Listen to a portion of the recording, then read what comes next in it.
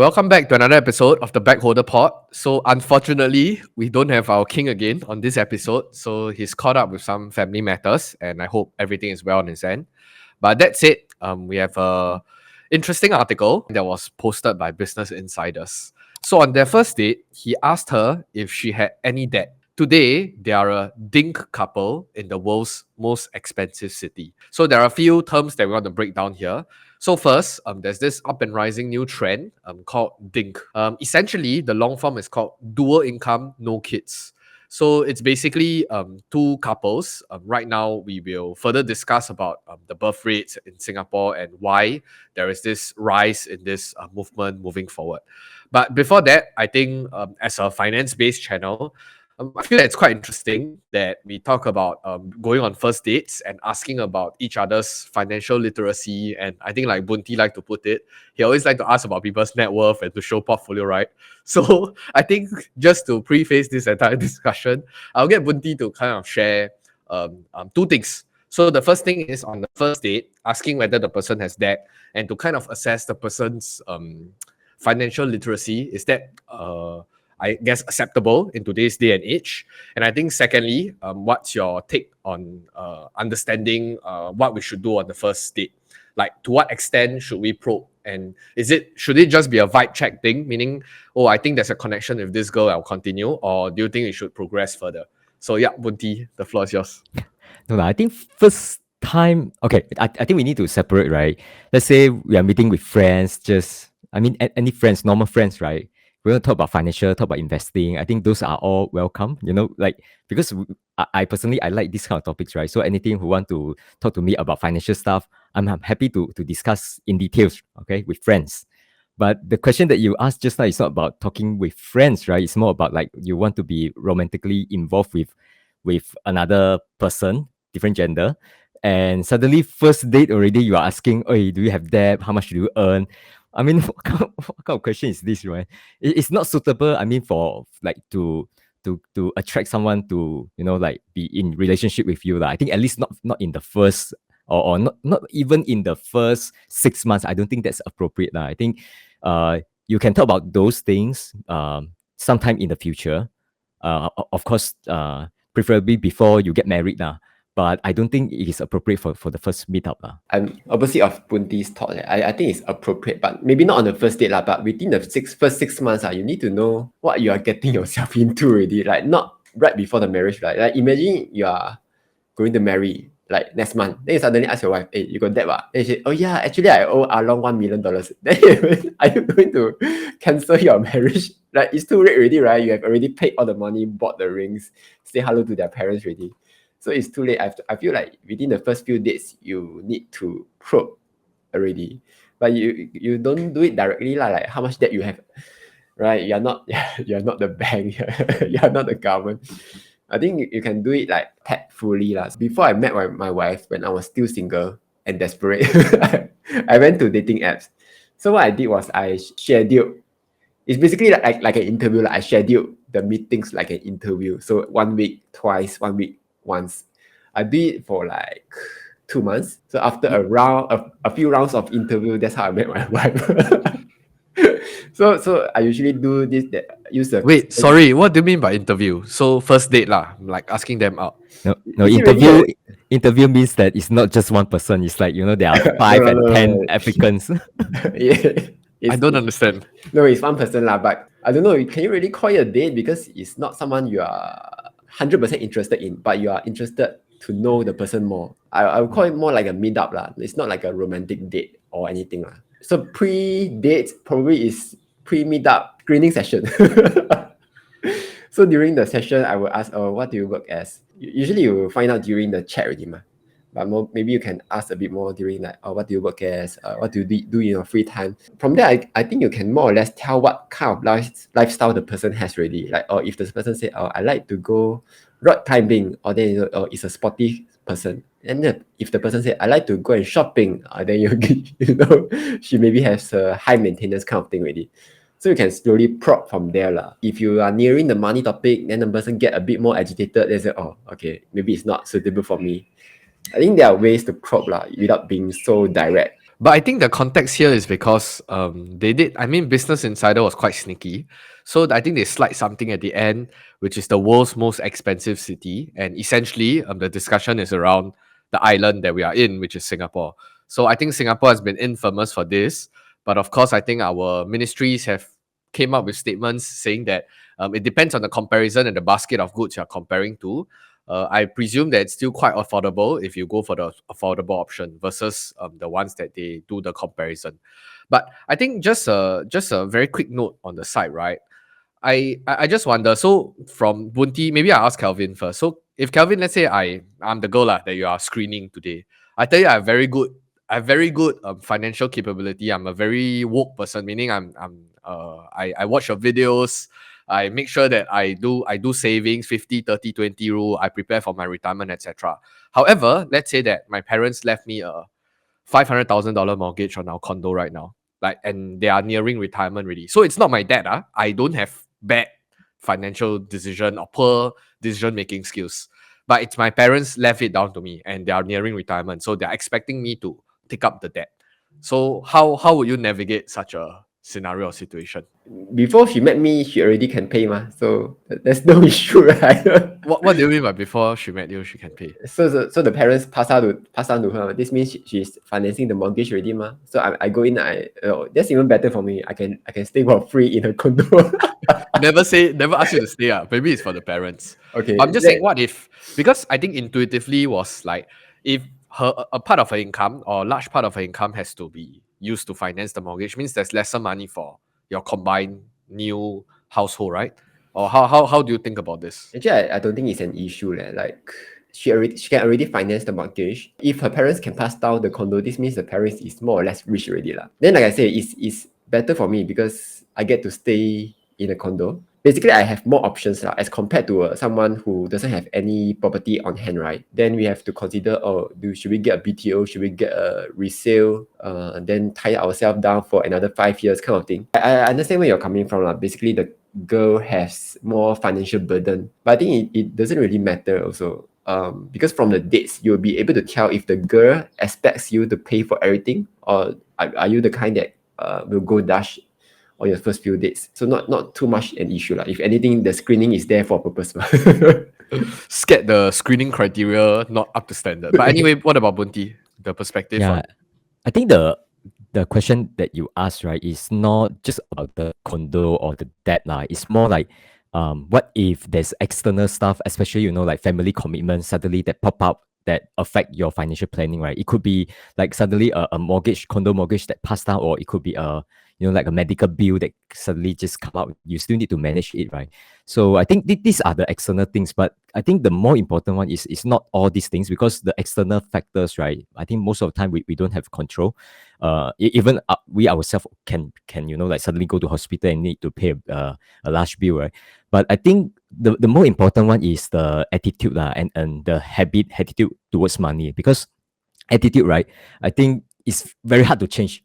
Like let's say if your partner is someone who spend a lot, right, you simply can't assume the person will just change because now both of you are getting into like family planning. You want to plan your financial and so on. You can influence your partner to certain extent, but to change a person is very difficult. It's slightly easier to change yourself, but changing yourself also not that easy.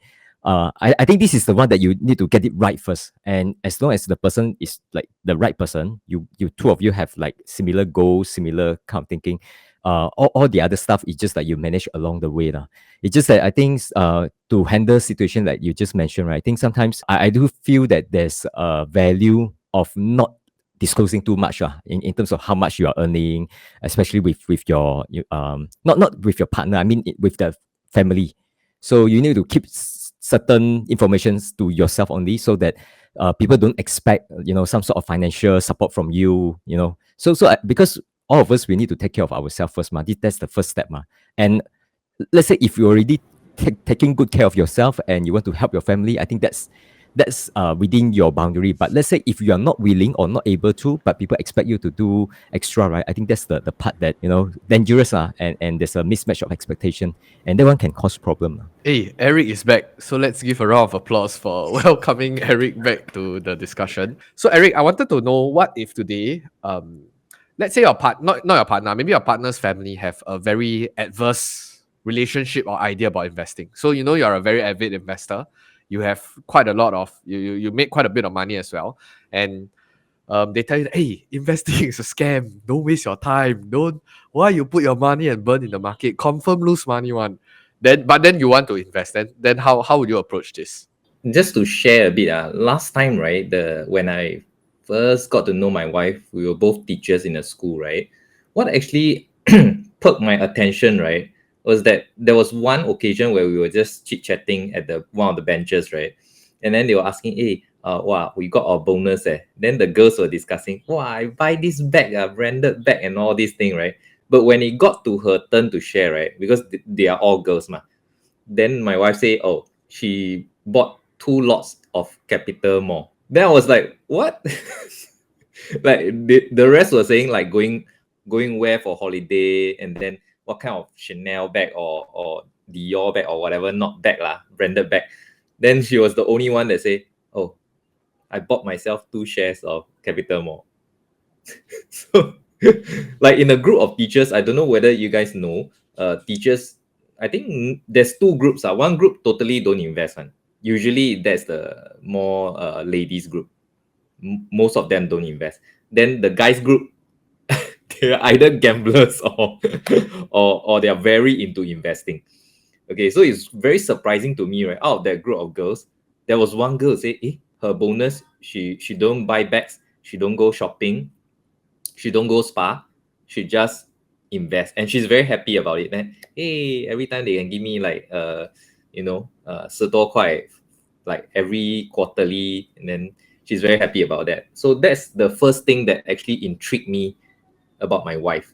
Yeah. So if you ask me like her family, this and that, I think a little bit, I would say not so important, because her family are not in Singapore. Yeah. So I know that she's a Malaysian. Her family, even if they don't invest or whatnot, it will not affect us, the future family, if we were to get together. My primary concern is whether she herself. What if she was the one that is the type that buy bags rather than buy shares? Then I don't think I'll be like I don't think I'll be intrigued Okay. by her in the first place. So that's what perked me to find out more about this person, because it's like it's so strange for a girl to say that, I'm not interested in buying all those bags, branded bags and all those. Like I just want to buy shares to invest. I don't know whether you can see it is very, very stark, the difference. Yeah, in that group. Keng? No lah. I think when we started, because the condition was different, we were in school, so there was no point of talking about earning income or whatever, because we have no income in the first place. So it was more so, I guess, like what Eric said. I think in Chinese it's called 三观, right? Your 3 tiers of what needs to be aligned. Similarly, once you check some of the boxes, I think then you proceed on to be a little bit more serious lah. Because at the first place, when you're in the screening stage, like what Kelvin puts it, you're all just trying to get to know each other, because this person is completely different. Yeah, exactly. You want to know this person, you should ask questions, Like even no income, you can still ask like when do you plan to fire? Do you plan to fire between 35 years old? This kind of thing. This is interesting. So this whole fire thing, right? So I was talking to my girlfriend about it. Before she met me, she has zero idea what fire, what retirement. Her mentality was the Singapore way of life, meaning Singapore live to 68 years old, then retire. Then I'm 68 years old, then retire. Like there was never a thought about. But I think it's a good thing as well, because I feel like whenever you keep in you keep yourself in this space of the fire space, right, or retirement early space, right. I at the back of my head, I always keep thinking, those people that want to fire, right? How badly do you hate your jobs? That you every day want to think about you want to retire early. But of course, I get the other side of the story, saying that okay, you want FU money so that you have the autonomy and control to do whatever you want. I acknowledge that, but I think it comes to a point where sometimes I see some people that like near me as well that are doing fire to a very extreme end. Well, it feels a bit 走火入魔. That's my own personal take lah. So for me now, I follow Kelvin already. You need to strike a balance. You need to also enjoy life at the same time, but at the same time, you need to save for retirement and try to shorten the whole process. Like, don't need to go to like save 99% of my income. I mean, that's my own perspective right now. yeah, so that's Actually, the I went through a process for FIRE lah. So at the start, I was like, you know, that Aaron guy who just want to save everything, bump up the savings rate to like 90%, 100%. So that's what I started doing. Then I tried to influence my wife, then failed terribly because my wife like, you want to fire, you fire yourself. So after that, I realized that it's pointless to keep saving money so much and not spend anything lah. So in the end, I changed my mindset a little. So instead of trying to save as much as I can, now I try to earn as much as I can. As to whether I enjoy life or not, I think probably not yet, not enough lah. I should have enjoyed more. Like back then, I shared in the podcast that I happiness scale of 1 to 10. I'm probably only like 5 because I feel like I'm actually working a bit too much. But that's part of the fire also. If you don't put in the work right now, right, the fire part won't come easy lah. Like to reach Eric's level, I didn't need to work for another 10 years, 20 years if I just do it the normal way. So that's why I needed to pump in more work. My level is what level? I also need to clarify. Like, Your level lor, your level. Can buy car, can buy condo. One week you're working how many hours? 5, 10 hours. no lah, You- 5-10 hours. You think? no, he much. needs to run the center also, what? Yeah. But he won't work as hard as you, as in won't yeah, work as hard as I mean, Kelvin. Ah. your working hours is a little bit what 90 over, is it? Per week? I think somewhere there. Yeah, I'm not at that level. So if you're talking about number of working hours, then yes, I think maybe along this journey you should try to like streamline your processes a bit. The other thing is they don't really want to have kids, right? DINK. NK, right? Don't not have kids. Yeah, so I saw on Reddit, right? There's this thing like in order to boost the Singapore birth rate, the government has to basically increase the parental leave, give more subsidy and stuff. But I want to ask like Bunti, right? Do you think this actually matters? Like, let's say if you are a millionaire today, like you don't have to worry about money, you're fired already. Will you actually He's already a millionaire, by the way, but okay. will you actually have more kids if money was not an issue lah? I will say money definitely is a big issue. Okay, I think that's the reason people don't have like 4, 5, 6 children. That's not the only reasons. Other reason could be people are getting married not at a very young age. So even they want to have more kids, they can't have it, right? So that one aside. But coming to what the government is trying to do, right? I think like all these pocket money here and there, I don't think that's enough to cover the total cost of having children. I think the biggest expenses will be all these tuition educations. You still need to save money for kids like tertiary educations, send overseas university and so on, right? All these are large expenses. So how much can government give, right? So I really don't think it can help in terms of encouraging people to have more children. And that's for those who have children and deciding whether they want to have more. And to encourage those couples that do not have any children and to encourage them to have children, I think that one is even harder because your lifestyle, right? Before you have children versus you have children, it's like completely different. So I think people sometimes it's not just about money anymore. It's like even they can afford it, they still choose not to have it because of the lifestyle. Like they don't want to screw up whatever their current living lifestyle is, right? So I can understand why some people they would just say no, I don't plan to have children. I think let's respect their decisions. Don't try to do all sort of things to encourage them. I think this is lifestyle choices, right? Yeah. Specifically for this, I mean, just to add or supplement Bunti's point, in the BI article itself, I don't think money is even an issue because I believe the couple's combined income is over 300k Singapore dollars. So that's more than enough to come. I mean, to raise a kid. Not saying that you want the best, but I think it's comfortable income in the Singapore spectrum because a lot of people that are earning much lesser than them can feed a family of like 4 or 5. But then he did later on cite that it's a lifestyle decision because he have hobby of like collecting whiskeys and stuff. So that's just their personal lifestyle. So I want to chat with Keng. How many kids do you plan to have? Actually, this discussion came out. It's a lifestyle thing. I think for now, to be very honest, is no though. We might also pursue DINK. I did say that we want to set a timeline because we know that there is a ideal period of having kids. I mean, particularly for the girls lah. For the guys, I think Kelvin now want to have a second kid still can. But I think that's not the main point. It's a stage of life, and I think the consideration is not very. You don't have enough data points to continue with the consideration yet. So we kind of set a timeline where when we are more stable, we will pick up the discussion again within the next 3 to 5 years. So for now, if you ask me, the answer is don't have. I think the whole reason why people have so many kids in the past, right, is because there's no contraception. Like the only way to not have kids in the past is to just shoot the kids at the wall. but now you have all these like condom. You can take the pills. You have better understanding of what the cycle kind of thing. When it's a safe date, when it's not a safe date. So you have more control of whether you want kids or not. And I think ironically, the richer you are, the less likely you want to have kids. So if you look at like rich people like Jeff Bezos has 4 kids.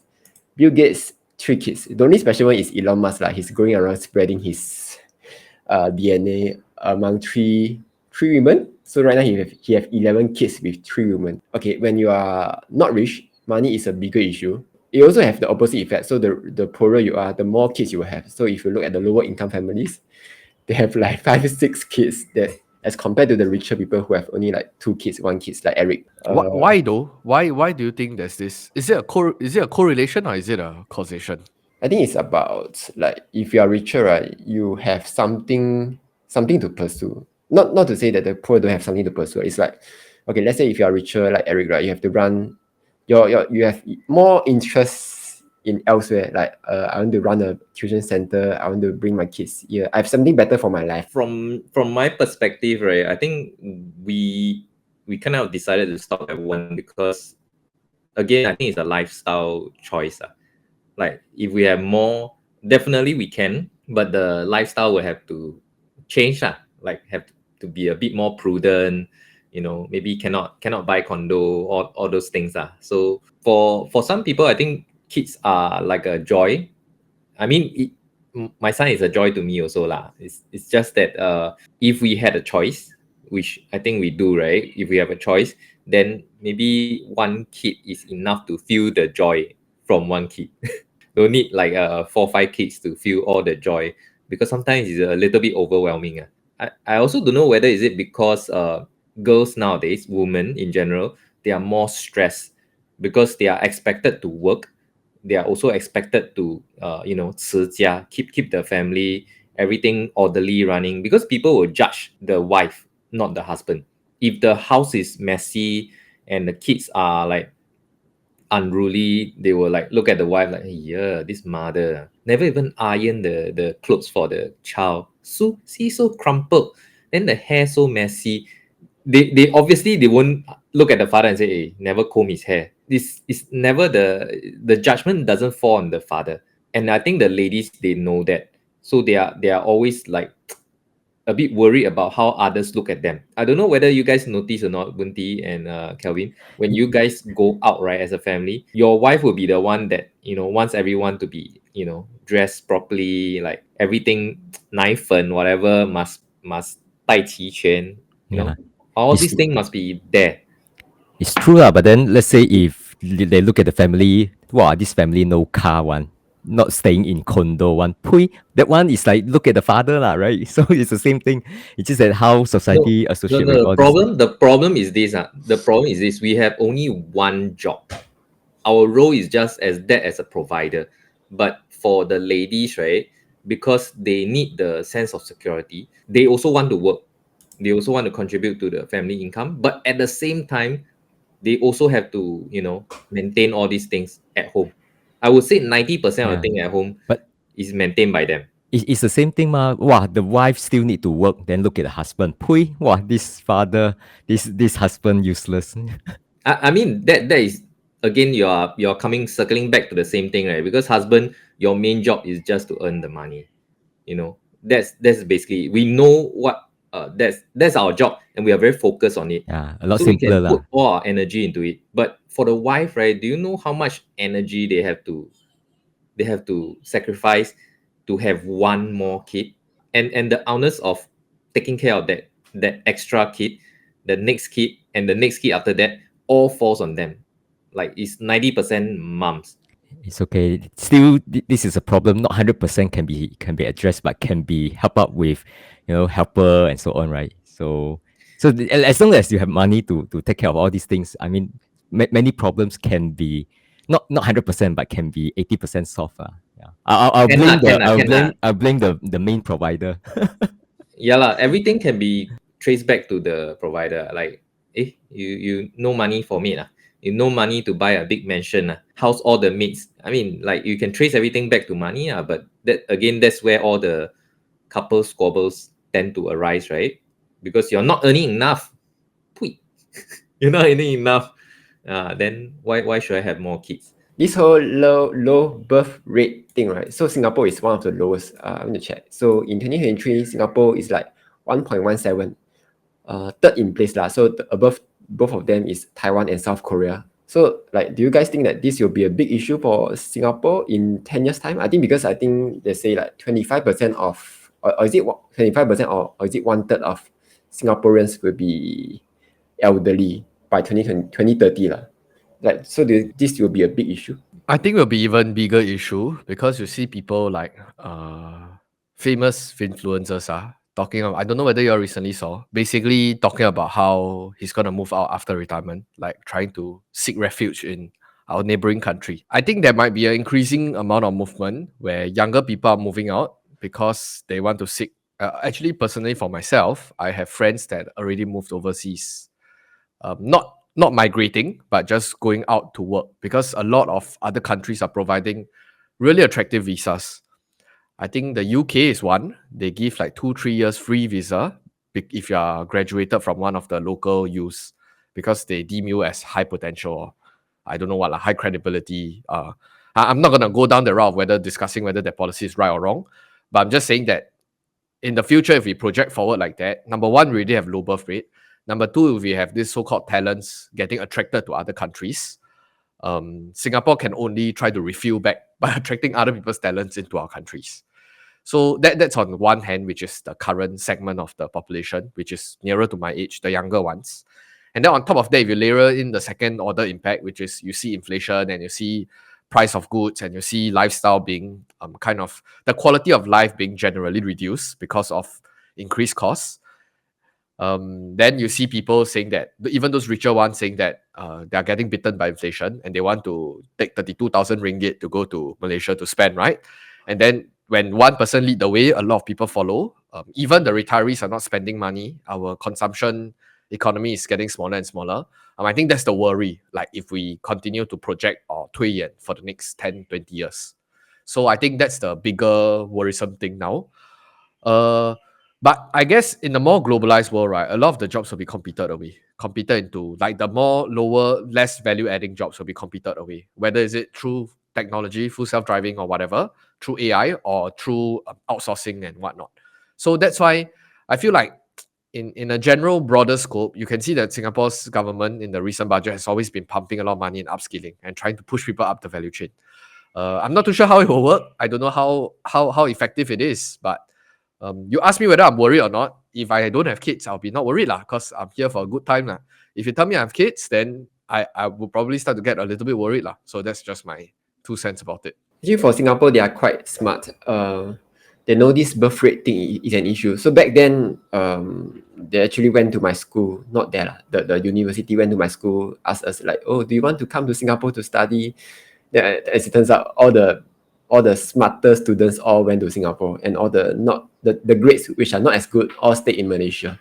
But those who stayed in Malaysia also eventually came to Singapore to work for the better money. So Singapore, this low birth rate thing, right, is actually not an issue for Singapore. They can replenish the low birth rate just by importing more talents. They are also quite smart that they don't immediately give citizenship. They say, oh, you come here, you have to work. If you really want to settle down, buy a house kind of thing, you have to convert to a PR. Then from PR, we will charge you a very high school fee for your kids, a high medical fee for your kids. So if you really want to save money, then you have to convert to become a Singapore citizen. All of them actually go through this what's it called, naturalized to become a Singaporean. So you go through years of getting suited for this whole country. Then for Singaporeans who can't handle this whole Singapore climate, they will just move elsewhere. I think that's normal. But I think for Singapore, you just have more and more foreigners. No lah, Eric, are you worried for your kid in the future? I think the prevailing thought among parents now, right? I don't know whether Bunti and Kelvin concur, is that from what I heard, right, the parents nowadays, like 40s, 50s, I asked around, right? They say, hey, so your kids, because recently I went for a course, so there was all this auntie uncle, right? Like retired and going to retire kind. So I asked them, oh, how many kids you have and blah, blah, blah. Most of them have like 2 or 3 kids, like for their generation. So I asked them, oh, so your kids are working there? Wow, good relax already. Then eventually the topic went to, right, the home prices are quite high again. So would you help your kids with the housing? Then they were like, yeah, of course, need to help them.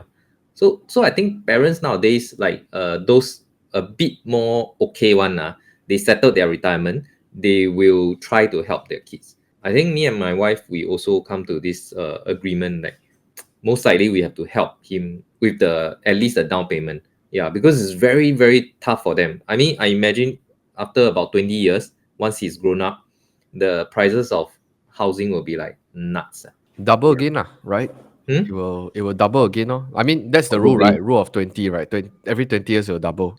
Minimally because of inflation. If we assume that it's about 3%, but sometimes it can spike up, right? So it will double within 15 or 12 years. Yeah. So I think the consensus is we have to help our kids if we have the kids. But if we don't, like what you say, just have a good time. Yeah, Yeah. have a go Malaysia retire. Actually, you have to help your kids because You have to. we see everyone around us, they are getting smarter financially. So this means they will have more money in their CPF, they have a bigger investment portfolio kind of thing. So everyone will be helping their kids. And if you are the guy who doesn't help the kid, your kid will be the one that's left out already because they are helping the kids. So the house prices will get even higher because they have a they have the backing behind them. And if you don't have them, then you are the one who will be sabotaging your kid already. So I think Actually, it will impact, I will push back a little on Calvin's point about people getting financially smarter. I feel like sometimes, right, because we are in a lot of finance community and we think that, or we thought that a lot of people know their things. Like you see, everybody all being so literate, topping up CPF, making sure that you hit what.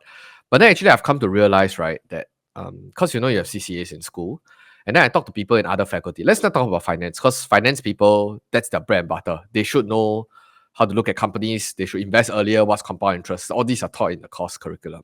But when I look at my engineering friends, or I look at my ADM friends, art design media, or I look at my humanity friends, haven't started yet, bro. Still early, young and fresh. Don't bother also. Like totally not interested. Insurance is a waste of time. Investment too complicated. Forget about it. So I don't think that the general financial literacy is as high as you think. Sure, we can argue that it has increased over time, but you are still in that very specific sliver of the population, and because you are in that echo that you think everybody is very, very well read or well what. Because just come to think of it, even like let's say Seedly event. I was asking Calvin about last year's Seedly event. What was the turn up rate? 5,000, 6,000 people. In first thought, wow, a lot of people. But then you come to realize, hey, Singapore on this piece of land has 5+ million. You talk about personal finance, people paying the ticket to come to an event, 5,000 people. And that's like probably the most hyped up, the most N2 people in the whole Singapore that come to this event. So actually there's still a very big bunch of people still don't know what's going on. And that's why I feel like why is there this scenario of parents stepping in to pump in 400-500 just to pay for down payment, right? It's because they save, and then they too much money, they don't know what to do. The kid say, hey, can you help me? Pump. Then that's where the money came from. Then maybe once they whack, right, they probably don't have much left already. I don't know about this is my speculation. Eric, maybe you can kind of tell me if they're not as woke as people like Eric that know how to invest, know how to asset allocate and stuff. Really, that 300,000-400,000 just everything they have already, and then Eric will go offline again. I don't know why he always try to run away from hard questions. Maybe not so much about how they invest their money. I think the one that will play a bigger role is how much are they earning. Like as long as Singapore offer good jobs and they are able to increase their income, and as long as they don't spend a lot, okay, you forget about like all this investing stuff lah. For example, like let's say people just prudent in their in their saving, right? They save, let's say 50%, and they just put in T-bill or bonds or like fixed deposit, and they, as long as they do it for 10-20 years, don't do stupid financial mistakes, ultimately they still have tons of saving. And if that savings is not channeled into some other investment, right, it will be channeled into helping kids buying their houses in the future. So I think that's the one that I'll pay a lot more attention, which is the saving, not about like whether they put their money in S&P 500 or in China stocks, right? So yeah, I don't know. From what I see, right, the rich people, the more affluent people, they are definitely helping their kids. They're definitely helping. And I think one of the most common thing that they do, right, when their kids get married, right, they actually give them a landed property. I mean, the least we can do is, because we are not so affluent, right, not until that level, we can give maybe the down payment. I think that's the minimum that we could help lah. So, but I also feel bad for those that can't really help their kids in any sense. So they like, okay, 你自己搞定. Yeah. So life is like that lah. It's a little bit unfair. So I hope that's a very good wrap up, because sometimes we also think like, if we do all this video, we try to entertain all the people, but nobody press like. Yeah, that's life lah. Yeah. So if today you want to be a bit nicer to backholder, you can press that like and subscribe to the channel. Okay, so that's all for today. Thanks everybody. Thank you. See you. Bye.